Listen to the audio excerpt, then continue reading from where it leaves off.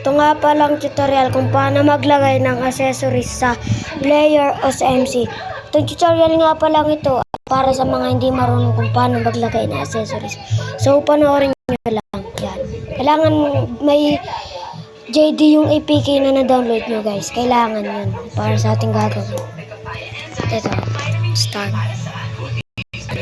Hintayin natin, guys.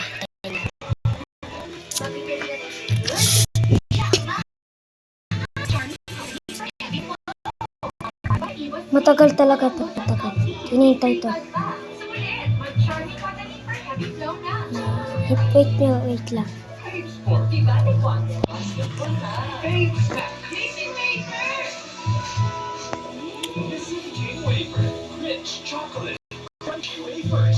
Yan. Tapos mag-load kayo ng roster. Kahit anong roster, mga kaibigan. Ito sa akin na, para sa akin lang to kasi itong APK na to, maraming roster na pagpipilian.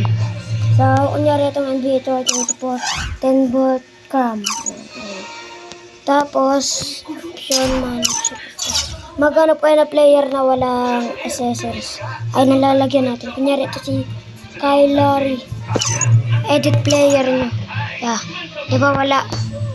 Kapag may na-download kayo na text file na accessories, ay i-load na lang natin ito. Open JD menu, add our pointer, tapos script, tapos refresh. Kailangan pala nakauntong script settings, extended function funnel, yan, on nyo.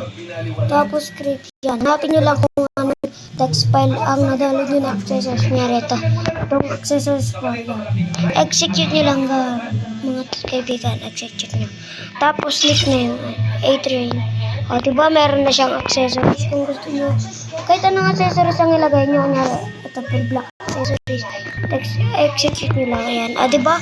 Ganyan lang ang ating tutorial. Kung gusto nyo pa ng mga tutorial, mag-comment kayo. Ito lang ang ating tutorial, mga kaibigan.